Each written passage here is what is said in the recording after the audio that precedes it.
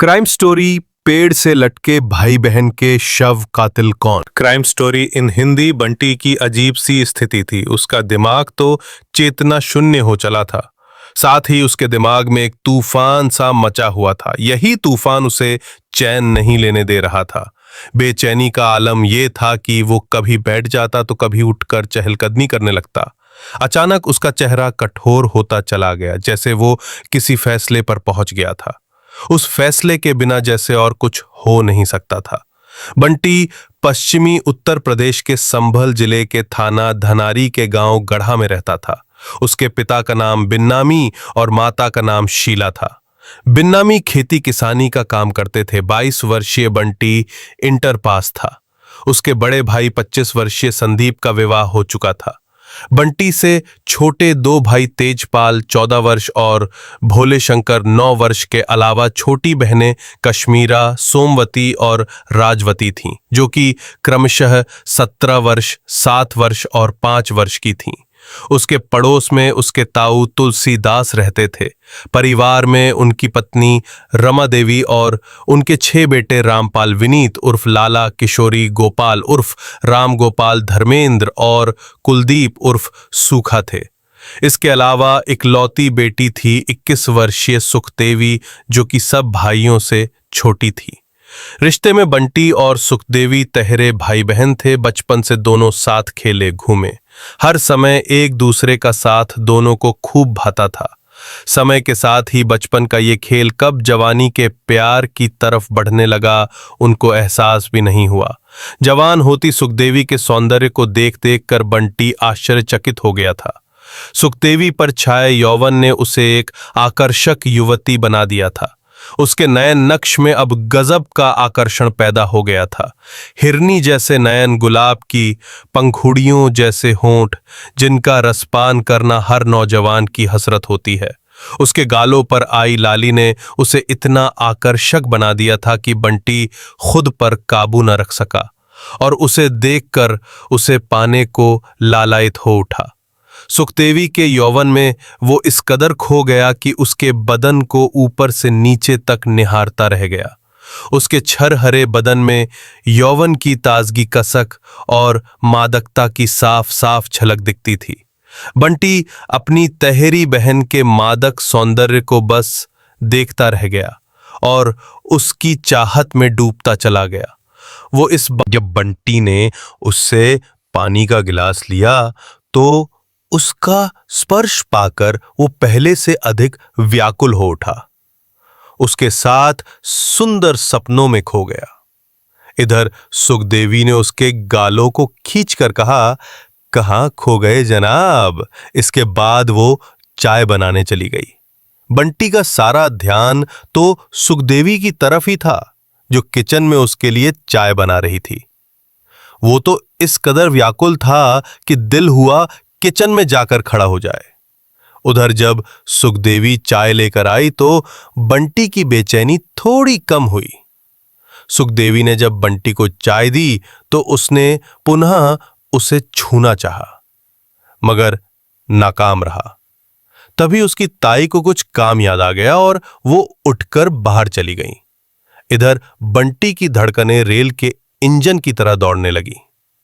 वो घबराने लगा, मगर एक खुशी भी थी कि उस तन्हाई में वो सुखदेवी को देख सकता है। फिर सुखदेवी अपने काम में लग गई, मगर बंटी के कहने पर वो उसके करीब ही चारपाई पर बैठ गई। उसके शरीर के स्पर्श ने उसे गुमशुदा कर दिया। उसका दिल तो चाह रहा था कि वो उसे अपनी बाहों में भर ले और प्यार करे, मगर न जाने कैसी झिझक उसे रोक देती, और वो अपने जज्बातों पर काबू किए उसकी बातें सुनता जा रहा था। वो बार बार हंसती तो बंटी के मन में फूल खिल उठते थे। थोड़ी ही देर में बंटी को न जाने क्या हुआ, वो उठा और जाने लगा। तभी सुखदेवी ने उसका हाथ पकड़कर पूछा, कहाँ जा रहे हो? मगर बंटी ने बिना कुछ कहे अपना हाथ छुड़ाया और वहां से चला गया। सुखदेवी उससे बार बार पूछती रही, मगर वो रुका नहीं और बिना पीछे देखे चला गया। प्यार के इजहार का नहीं मिला मौका। बंटी को उस दिन के बाद कुछ अच्छा न लगता। वो तो बस सुखदेवी के ख्यालों में ही खोया रहता था, मगर चाह कर भी वो उससे मन की जता नहीं पाता था। उसके मन में पैदा हुई दुविधा ने उसे अत्यंत उलझा रखा था। तहेरी बहन से प्रेम की इच्छा ने उसके दिलो दिमाग को हिला रखा था, मगर सुखदेवी के यौवन का रंग बंटी पर खूब चढ़ चुका था। उसके यौवन की किसी एक बात को भी वो भुला नहीं पा रहा था। एक दिन बंटी घर पर अकेला था और सुखदेवी के ख्यालों में खोया। तभी बंटी ने उससे आंखें खोलने को कहा, मगर सुखदेवी हिम्मत न कर सकी। फिर दोबारा कहने पर सुखदेवी ने अपनी पलकें उठाईं और फिर तुरंत झुका ली। तभी बंटी ने उसकी आंखों को चूम लिया। सुखदेवी घबरा गईं। उसने वहां से उठना चाहा, मगर बंटी ने उसे उठने नहीं दिया। वो शर्म के मारे कांपने लगी। उसके होठों की कंपकपाहट से बंटी अच्छी तरह वाकिफ था, मगर वो तो उस दिन अपने प्यार का इजहार कर देना चाहता था। तभी उसने सुखदेवी की कलाई पकड़ के कहा, मैं तुमसे बहुत प्यार करता हूं, मैं तुम्हारे बिना नहीं रह सकता, मैं सचमुच तुमसे बहुत प्यार करता हूं। बंटी की इन बातों को सुन के सुखदेवी आश्चर्यचकित हो गई और उसने बंटी को समझाना चाहा, मगर बंटी तो अपनी जिद पर ही अड़ा रहा। सुखदेवी ने कहा, बंटी, मैं तुम्हारी बहन हूं, हमारा प्यार कोई कैसे स्वीकार करेगा। मगर बंटी ने इन सब बातों को खारिज करते हुए सुखदेवी को अपनी बाहों में समेट लिया और बड़े प्यार से उसके होठों पर अपने प्यार की मोहर लगा दी। सुखदेवी के लिए यह किसी पुरुष का पहला स्पर्श था, जिसने उसे मदहोश होने पर मजबूर कर दिया और बंटी की बाहों में कसमसाने लगी। सुखदेवी चाहकर भी अपने आप को उससे अलग नहीं कर पा रही थी। लगातार कुछ क्षणों तक चले इस प्रेमालाप से सुखदेवी मदमस्त हो गई। तभी अचानक बंटी उससे अलग हो गया। प्यार को लग गई हवा। सुखदेवी तड़प उठी। बंटी के स्पर्श से छाया खुमार जल्दी ही उतरने लगा। वो बिना कुछ कहे घर के दरवाजे की तरफ बढ़ी तो पीछे से बंटी ने उसे कई आवाजें लगाईं, मगर सुखदेवी नजरें झुकाए चुपचाप बाहर चली गई। बंटी घबरा सा गया। उसके दिल में हजारों सवाल सिर उठाने लगे और इसी दुविधा में फंसा रहा कि सुखदेवी उसका प्यार ठुकरा न दे या कहीं ताऊताई को उसकी इस हरकत के बारे में न बता दे। इसी सोच में बंटी परेशान रहा और पूरी रात सो न सका। बस बिस्तर पर करवटें बदलता रहा। उधर सुखदेवी का हाल भी बंटी से जुदा न था। वो भी पूरे रास्ते बंटी द्वारा कहे हर लफ्ज के बारे में सोचती गई। घर पहुंचकर बिना कुछ खाए पिए वो अपने बिस्तर पर लेट गई, मगर उसकी आंखों में नींद भी कहाँ थी। वो भी इसी सोच में डूबी रही। बंटी का प्यार दस्तक दे। उसने आते ही बंटी से पूछ लिया कि वो रोया क्यों था। बस फिर क्या था, इतना सुनते ही बंटी की आंखें फिर छलक आईं। उसकी आंखों से छलके आंसुओं ने सुखदेवी को इस दुविधा में उतार दिया कि अब उसे न समाज की सोच न अपने परिजनों का भय रह गया। वो उससे लिपट गईं और उसके चेहरे को चूमने लगी। उसके बाद उसने अपने हाथों से बंटी को खाना खिलाया। फिर दोनों तन्हाई में एक कमरे में बैठ गए। तन्हाई के आलम में बंटी से रहा न गया और उसने सुखदेवी को अपनी बाहों में भर लिया। सुखदेवी ने विरोध नहीं किया। दोनों ने लांघ दी सीमाएं। सुखदेवी ने इससे पहले कभी ऐसे एहसास का अनुभव नहीं किया था। बंटी का हर स्पर्श सुखदेवी की मादकता को और भड़का रहा था। उस दिन बंटी ने सुखदेवी को पूरी तरह पा लिया। सुखदेवी को भी ये अनुभव आनंदमयी लग रहा था। उसे वो सुख प्राप्त हुआ जो पहले कभी नहीं हुआ था। उस दिन के बाद सुखदेवी के मन में भी बंटी के लिए प्यार और बढ़ गया।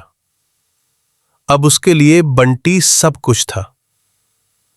एक बार जब उस पर जिस्मानी ताल्लुकात कायम हुआ तो बस ये सिलसिला चलता ही रहा। दोनों घंटों घंटों बातें करते। एक दूसरे के बगैर दोनों के लिए रहना अब मुश्किल होता जा रहा था। लेकिन एक दिन उसके प्यार का भेद उनके परिजनों के सामने खुल गया तो कोहराम समझ गया। उनको समझाया गया कि उनके बीच खून का संबंध होने के कारण उसकी शादी नहीं हो सकती। लेकिन वे प्रेम दीवाने कुछ भी सुनने को तैयार नहीं थे। आखिर रिश्ते में दोनों भाई बहन थे। ऐसे में समाज उनकी शादी पर अंगुलियां उठाता और उसका जीना मुहाल हो जाता। परिजनों के विरोध से दोनों परेशान रहने लगे। इसी बीच बंटी के परिजनों ने उसकी शादी बदायूं जनपद के गांव तिमरुआ निवासी एक युवती से तय कर दी।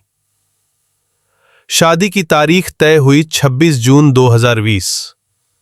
इससे सुखदेवी तो परेशान हुई ही, बंटी भी बेचैन हो उठा।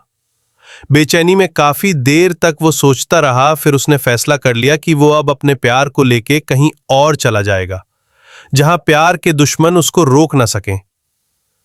अपने फैसले से उसने सुखदेवी को भी अवगत करा दिया।